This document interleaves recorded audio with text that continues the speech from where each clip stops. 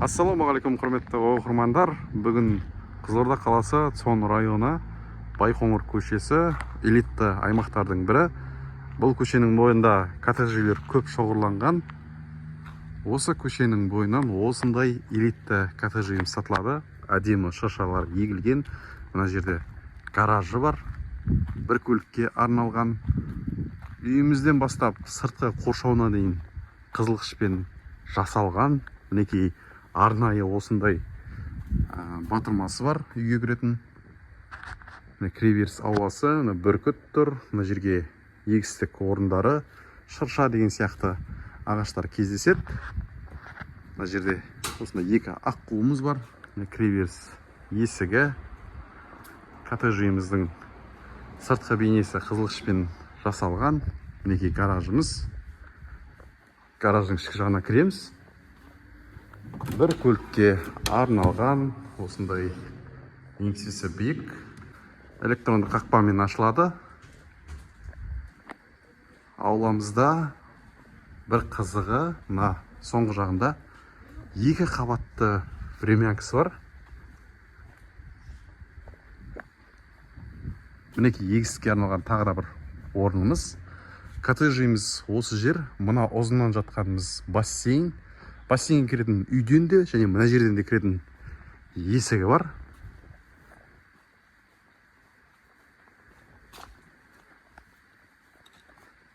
Времянкасіне бара жатырмыз. Екінші қабат не екенін көрейік. Мен де кіріп көрген жоқпын екінші қабатқа. Мінекей мына жақта қазан ошақ орындары. Осы жерден кәуап жасайтын аймақ десек те болады. Достарыңыз шақырсаңыз болады, әдемі отырыс болады деген сенімдемін. Мына жерде жетіқазынамыз, итті бағатын жер. Әжетхана, мына жерде тағы да бір итті қоятын бөлік. Неге екінші қабатын ашып беріп жатыр. Ішкі жағына кірейік, ішінде не екен? Мына жағымызда ас бөлмесі екен. Достарыңызбен демалатын аймақ десек те болады. Осындай бір үйге керек негізі. Времянка болсын. Достарыңызды шақырып, осы жақта көңіл көтеруге болады. Кондиционер бар екен. Мына жерге бильярд қоюға да болады екен. Міне әжетханасы.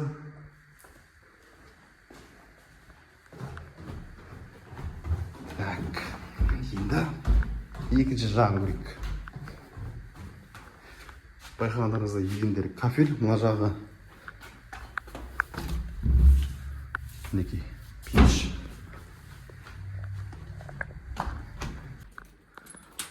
Холодный склад екен бұл жағымыз. Қанша пеш көрдім, бірақ мынандай пешті көрмеппін.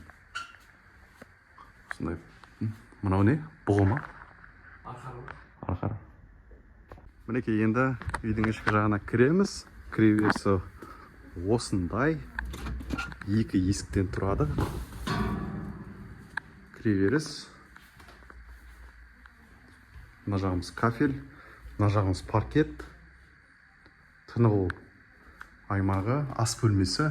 Ас бөлмеден осы екі есіктен ашылып жабылып, бірден қонақ бөлмесіне өтуге болады. Қонақ бөлмеміздің көрінісі осы. Мына жақта гардероб аймағы, санузел. Бір қызығы, мына санузелдеріміз бөлек-бөлек. Бірінші қабатта да, екінші қабатта да бөлек жасалған екен. Мына душевой төрт бұрышты. Әжетханасы. Есіктері қалың. Мына есігіміз жаңа айтып өткен сыртқа шығатын аймақ. Мінекей екі қабатты времянкаға қарайтын көрініс. Мына жағымыз бассейннің жылыту жүйелері. Бассейнге осы жақтан өтеміз. Мінекей бассейні қандай әдемі. Мына жерде отырып, осылай бір демалсаңыз болады. Лесницасы. Мына жағымыз душевой. монша бөлігі ағаштан жасалған, қабырғасы мозаика түрінде. Екінші қабатқа көтерілеміз. Мына жерде шкаптар бар.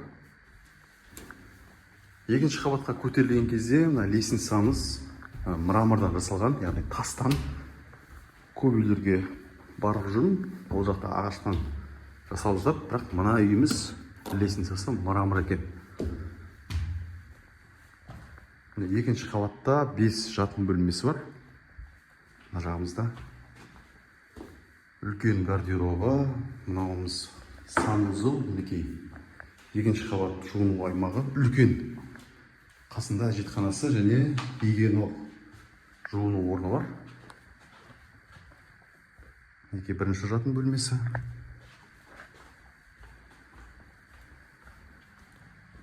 Екінші үлкен жатын бөлме.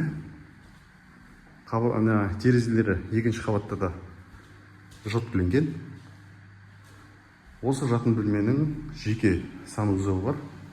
Жетхана, жуыну аймағы. Яғни үйде 3 санузел бар екен. 3-ші жатын бөлме. Мінекей 4-ші жатын бөлме. Мына жақта 5-ші жатын бөлме. Және мына жерде тағы да кондиционер бар екен. Люстрасы осындай. Назарларыңызға рахмет. Осындай үй сіздерге де бұйырсын.